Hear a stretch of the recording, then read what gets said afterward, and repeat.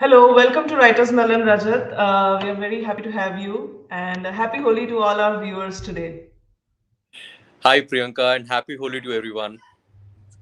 Great day to Okay, so yeah. yes, please go ahead. Yeah, sure. Please tell. Okay, so Rajat, thank you so much for joining us today, especially on Holi, on the day of Holi. We are very excited to talk to you about your new book, Harsha. So tell us about this fascination you have for these Indian emperors from the past. What is the common theme that you have, or what is the common fascination that you have for these emperors like Chandragupta, Harshavardhan, and Samudragupta, right? I'm sorry, I was not a very good history student. Yeah. So see the in India, and especially from the time in the 80s and 90s growing up, right? The only outlet to understanding of our history comes from our NCRT textbooks, right? Yes. I used to, we had access to Doordarshan at that point of time, and I used to watch Bharat Ek Khoj and some of those series that were very well made, and showcased on Doordarshan at that point of time. Now I always so see. Growing up in the 80s and 90s, we were just out of independence, 30, 40 years from independence. And India was still to gain the kind of self-confidence, Indians, were still to gain that kind of confidence, about themselves as compared to what we are today, with Indians doing really well in all the fields, from Sundar Pichai to Satya Nadella to, everybody. APJ Abdul Kalam, for that matter of fact. So that kind of, we were growing up in India, which was still trying to find, a lot of things about themselves. And what I felt as a child, and looking at all these things that were available to me, sources that were available to me at that point of time, was that there is a lot of things that we need to feel proud about as far as our history, our culture, our heritage is concerned. And there was a lot unexplored there. There was one version of history that was told, which highlighted certain characters, but there were a lot of other people who were not so much in the limelight, right? A lot of our take on history came from basically around discovery of India, written by Pandit Jawaharlal Nehru, and a lot of other books that came out at that point of time. But there were a lot of kings. There were still a lot of people who were not into the limelight. And over a period of time, as I started researching more and figuring out a lot about some of these people, uh, I thought there was a time that I reached where I thought that their story need to be told, right? So we were glorifying Chanakya, we were glorifying Ashoka, Akbar, some of these kings, right? But there are a lot of other people who think did an amazing, they did really well, in their period, brought about a lot of prosperity, and they were really stars of that era. But a lot of them were pushed back, from the limelight. And I thought I would spend a lot of my time bringing out some of these people and putting it out in, to the readers, so that they get to know about them. So when I wrote about Chandragupta Maurya, for that matter of fact, he was not so known, as compared to Chanakya and Ashoka. They always took the center stage. Now, of course, people are talking about him. There are a lot of series coming up about him. Same thing about, whether it is Samudragupta, Vikramaditya, or for that matter, Harsha. Uh, a lot of people, I mean, a lot of Indians don't know a lot about these people and the kind of glorious lives that these people led, right? So that is what Yes. I do. I bring these stories Very true, to because history. from what I know, even our most of our knowledge is, I think, restricted either to the imperial history, like the largest part of our history education is the imperial history, and whatever conclusion, whatever understanding we are able to draw out of it, or probably like really the prehistoric history about how the early men used to live, and the caveman and that part. I think what the period that you are talking about is pretty much in the middle, like before the imperial history, I think. And uh, and that part is very, and that is, I think, the most glorious period of Indian society, so to say. And I think after that entire rise, there was just a story of major downfall, or all the social evils, and the entire freedom movement, and all of those actually came about. So yes, it's a very interesting period, and like you said, it's rightly so that it's often neglected and people are completely unaware of it. So Chandragupta Maurya, maybe I would have still heard, but who is this Harsha? Can you tell me more about this? Who is this Harshavardhan? I'm sorry, I have done a little bit of research. I've read a bit of your book, but then I have absolutely no idea. Please help me put him into a timeline and Yeah. help me build his world first. Yeah, so I'm going to talk a bit about northern India because southern India has their own set of empires and kings there. So Okay. basically, like you rightly said, we started off with the Harappa and Mohenjo-daro, that era, Yes. right? And then Yes. there was the Mahajanapadas. There was a set like that, followed quickly by the Mauryan empires, where Chandragupta, that was the major dynasty that came up after that. There were a lot of dynasties after that as well. Then came the Guptas, which is Samudragupta and Vikramaditya. That era. Okay. And Okay. shortly after that, when I say shortly, it's another 200, 300 years 100 odd years. Yeah. later, came the Yeah. Vardhan Empire. And the Vardhan dynasty Okay. had three prominent kings, right? And Harsha was the last of the Vardhan kings, right? Okay. And, Okay. unlike the stories of, say, Chandragupta or, Samudragupta, here, this is more recent. This is like 1,400 years back. Okay. It's Okay. not too long ago in that sense. Close But to I'm the saying, close to the Mughal invasion, like closest, yeah, right? So closest after this, the closest to that Mughal era. started. Okay. This was followed another 300, 400 years by the slave dynasty and then by the Mughals, The right? So Mughals. that is the Okay. chronological Understood. order. Okay. So I Great. actually went through that sequence. So started off with Chandragupta Maurya. That was a Hmm. good 2500 years ago. Then the Guptas, 1700 years, and now 1400 years odd And Harsha's story. Ashoka was the Maurya during the Mauryas, right? Okay. Yes. I'm So really putting myself in danger. no. So correct. And yeah, I mean, we had a great set of kings, and this story, and this is the book. This is Harsha, Wow. Okay. So and tell us what's special about this king. I yeah. see so many weird animals here. How much of it is fiction and how much of it is from the history, as So in really factual Harsha history? is slightly different from the story. It's actually different from the story of Chandragupta Maurya and from Vikramaditya, in that he had a privileged beginning, right? He was a Okay. prince. He was the son of a king, but not a big king. Like a small concentrated area. Small area in northern India. Now, what happens is till the age of 17, he had the best life, the best family, the best kind of atmosphere, no shortage of money or, nothing like that. No pressures and all. At the age of 17, suddenly his life changes, right? And a set of bad events takes place. And I think everybody can identify with that because, either, problematic situations in life comes to you in smaller events which come over a period of time and kind of bring you down, or some big event takes place. Now in his case, a lot of big bad things happen to him in a sequence, right? And a 17-year-old boy, it really brings him down, and he is in control of a kingdom which has a lot of problems because there were people chasing him to assassinate him. There were Okay. people who were inside his administration who were against him. There were invaders who were willing to attack and destroy him from all the three sides of his kingdom, and he was in a huge lot of problems at a very young age. Now, how this young boy, and the irony is he's actually an artist. He's not even a warrior or an administrator for that. Okay. 17-year-old boy artist. He's actually a writer, right? That Okay. gave me a lot of credit because I think in Sanskrit literature, but some of the top works of which is really hailed as one of the top works of art in the literature field is actually written by Harsha. So he's actually a writer, Okay. right? Okay. And this young artist suddenly being thrust into this dangerous, toxic world, trying to deal with a lot of dubious people who were ready to bring him down, and that is the situation that he was faced with. And this whole story is about that. It's about a period of Okay. 5 to 6 months when he goes through hell and tries Okay. to understand how he will be able to solve. So he's an introvert, right? And he has no experience of administration, but how he comes to understand his strengths and then use them to regain control back of his kingdom, and of course, save his loved ones from danger, is that is the whole story about. And asking about how much of it is real, almost 70% to 80% of my story is, whichever books I have written till now are actually based out of reality. I don't tamper with Hmm. the facts.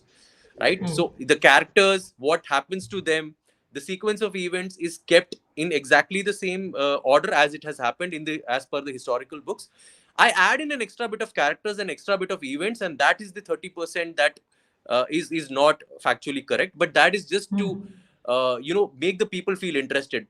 One thing I Hmm. always felt as a student was our textbooks made history look very boring, Very and boring. Yes. yeah, and my endeavor is actually to make it interesting so that everybody goes and then is interested in reading this, finishes up the book, and then they go back and actually try to dwell more about it, right? More So about it. that is what my purpose is. So what is the thing or what message or what thought would you want your reader to take back with themselves? Is it how, in spite of being naive or whatever, a paint artist and a writer, how you could still face, or where did this emperor draw his courage from? What would be the message that you would want the readers to take from this story of Harshavardhan? I think couple of messages thoughts I want to leave the reader with is that life is like, it will give you a lot of hits, right? And it will crack you from insides. But you need to understand that the cracks are beautiful, right? It is what makes you what you are, right? And that is the lowest points in your life are the points in your life when you figure out how strong you are and how capable you are. Even an introvert person, even a person who is shy and a person who is not very confident of himself can figure out certain qualities within him. For example, Harsha was a patient listener. He was a great thinker, and he used to actually, in a battle situation, he used to think about what the enemy used to think, right? And he was less of a man of lesser words. He used to speak much lesser, but in that situation of adversity, he figured out a lot of his strengths, even though he was an introvert. And sometimes adversity is important for a person to figure out his true capabilities, right? And his story is a testimony to the fact that when really put through intense, like they diamond is formed under intense heat and pressure. It's exactly like that. You put through a lot of adversity, and sometimes the best out of a human being comes out. And he went on to become a great emperor after this. So that is the message I want to Great. leave. Great.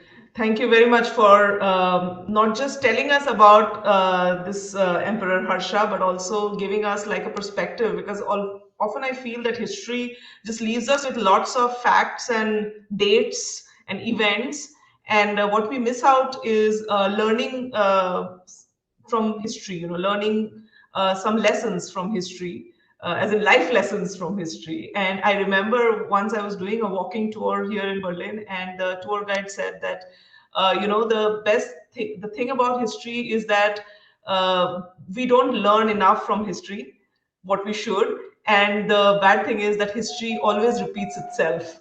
Yeah. And that's kind of stayed with me. And these things make me really intrigued about history from various parts of the world. So I really hope people not just learn from history, but also know that it repeats itself. And we see it even in today's world, that how history kind of repeats itself in different forms, in different ways, in different places. So from history, I would then take you to your other work of writing, which is the paranormal fiction, which paranormal thriller, which you wrote, called The Dead Woman Writing. So, would you like to tell a little more about this book? Sure.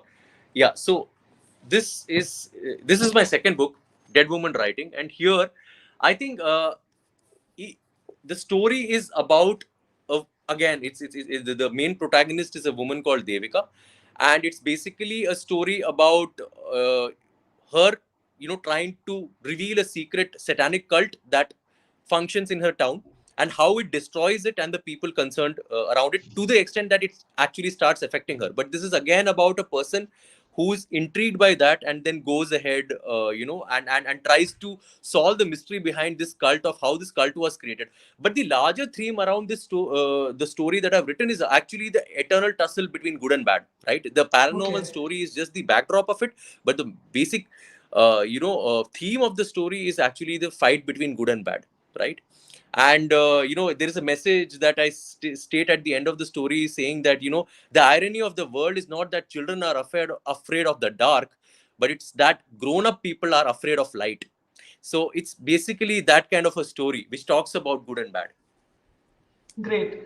So it seems that you had a really great writing journey so far. So tell us, since when you have been writing? Because I'm Yeah. sure from what I have read about you, you are the I think 80% of the Indian youth is like a software MBA guy who chose to write who chose to write a novel. I think I meet these days most of the writers do have that background. Yeah. So tell us, how did you get into writing, and how has it been so far? To Yeah. me, So it looks amazing with all the books and whatever you said. But tell us, yeah. how has it been for you? What have been your struggles? What has been your high points in your writing journey so far? So I used to take part in a lot of theater and all those kind of college events at one point of time in my life. Later on, even when I was working, I was into the short film making bit and all that stuff. And later on, it kind of reduced because you know over a period of time, that kind of fades away. But there were these stories that I wanted to tell, and I was pursuing. I did my MBA, I did my software engineering, and I'm right now an enterprise software architect. That's what I do.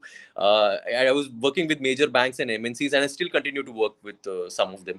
Right. So that has been my professional journey. But personally, I was always like, I wanted to tell a lot of stories. Right. And it reached a point where at somewhere around the age of 29, I said, there is this character called Chandragupta. I really want to tell out his story. I don't think anybody has done justice to him. People are talking about Chanakya and Ashoka, and that's how this book came up, which was Chandragupta. This is in the 10th edition right now. It was very well Wow, received. Right now, it got a movie contract as well. wow. Right. So basically, that's how my writing journey started. So I wanted to tell this story. This is about the whole lifetime of that person from the age 14 till he dies, right?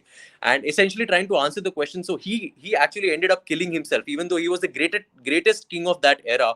He kind of starved himself to death. And I had a lot of questions on why did he do that, right? And I read a lot about him, and then I figured out there are a lot of portions which kind of hints to why he was such a dissatisfied person, even though being the most powerful person in the world at that point of time. He became a monk, and he starved himself to death. So this book actually tries to answer his whole those questions and tell his whole story from childhood till the end. Then, of course, came the paranormal thriller. I wanted to write something different, and I planned to do that. But I wanted to finish up a lot of historical stories before that. So I immediately followed up Chandragupta with Dead Woman, like I told you. Again, paranormal thriller, but talking. It's a contemporary story, and talking about good and bad. That's about that, and pretty well received. And then followed it up with Yodha. Yeah, This was my third book, Samudragupta. and it was about Samudragupta and Vikramaditya. It was about a power struggle period during the Gupta Empire, but it is the story is so that in the middle of the book the story turns on its head, and it was a very very interesting twist which I don't think anybody was talking about. And I thought, okay, I need to really bring the story to my readers, right? So that was Yodha and the Gupta Empire. Uh, and then, of course, the last story The that I Harsha. wanted to tell was Harsha, and that's the current book. So I think the message that goes out to the viewers here is, if you want to be a writer, just be as passionate about your stories like Rajat is. So I think most of the writers, they just live and eat and breathe their characters, and that is how they become this amazing writers, and they churn out these amazing books.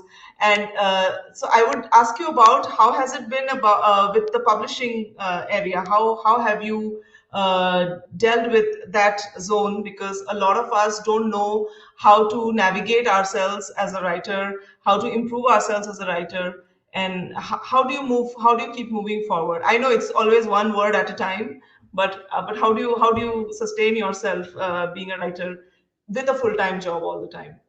Okay, so I in the beginning, of course, when I floated my first book, Chandragupta to publishers, I was not taken seriously. He was like, most people were like, this person does not have any degree or credentials in literature.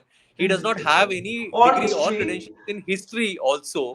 So what is he writing an English book? I mean, how can he write an English book about Indian history, right? So they never took me seriously.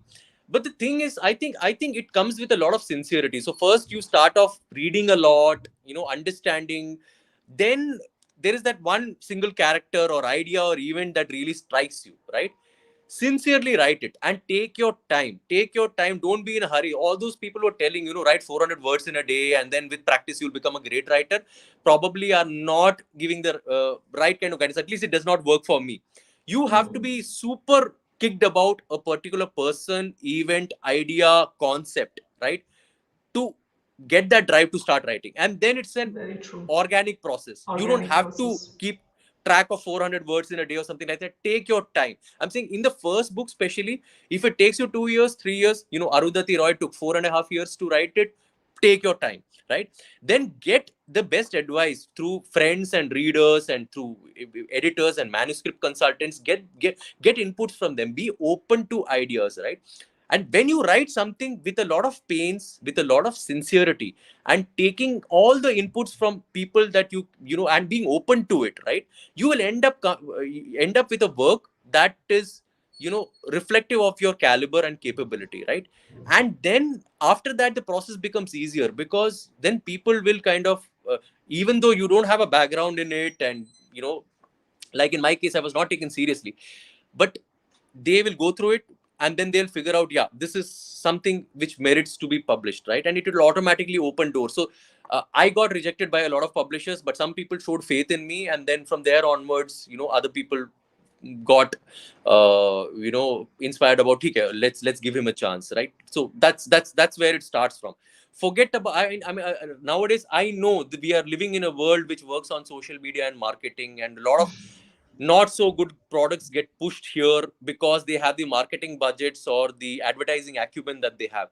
But at the end of the day, something written with a lot of sincerity and a heart will find its readers, will find its audience. And publishing is also like that. There are people who are on the lookout for, not they're not looking for big names. I mean, for that matter, even Jaiko, no matter how reputed you are, if your work is not good, they will tell you it's not good, right? So there are people who are looking out for quality stuff. They don't look for big names or big advertising or whatever.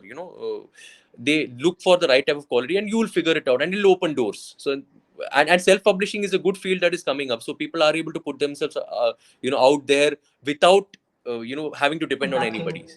Yeah, So those are the absolutely. things that come So up. Rajat, what are you reading right now? What are what? How does your bookshelf look like? I'm sure there are four of your own books, probably several copies of them.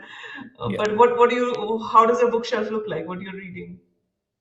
So right now I'm reading some spiritual books and stuff like that, Gaur Gopal Das and all. And I've Okay. started reading Anuradha Roy as well right I think now. after pandemic, a lot of us are reading spiritual and Gaur Gopal. Yeah.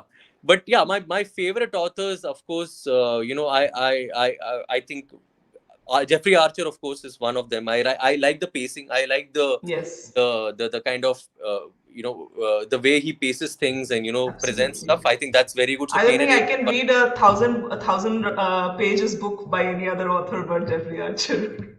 Correct. So that is where I give, as far as hooking, putting a hook and then pacing the novel is concerned. Yes. Archer is the best. Dwelling into human feelings, Arundhati Roy does that the best, I Mm. guess, right? And then I like humorous books. I like Serious Men, Okay. Manu Joseph. I like White Tiger a lot.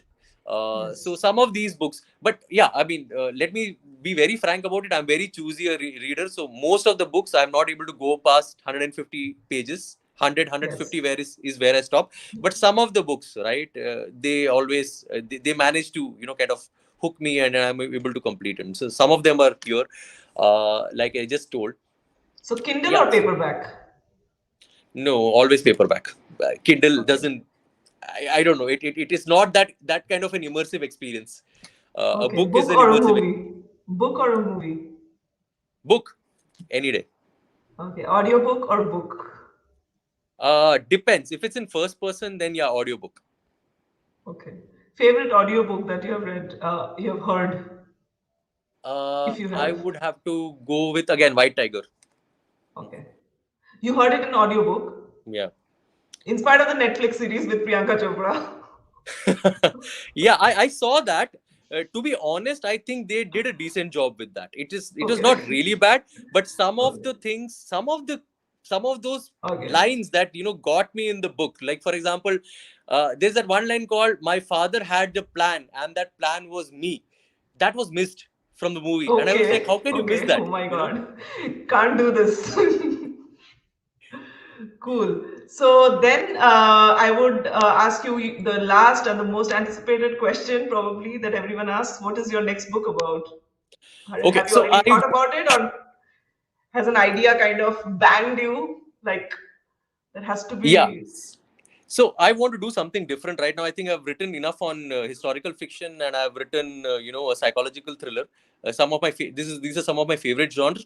But I'm planning to write something kind of a contemporary thriller, but with more on the humorous romantic thriller. Okay. So it's a very strange plot, and it has very strange characters, and I really want to kind of. It's a great story. I really want to tell it. So that is what I'm really working on. It's a novella. It's not actually a full-fledged novel as well. Okay. Okay. That's what I'm working on right now. Okay, okay. So Rajat Pillai, thank you so much. Wish Yeah, you all the best for your forthcoming books and yeah, films.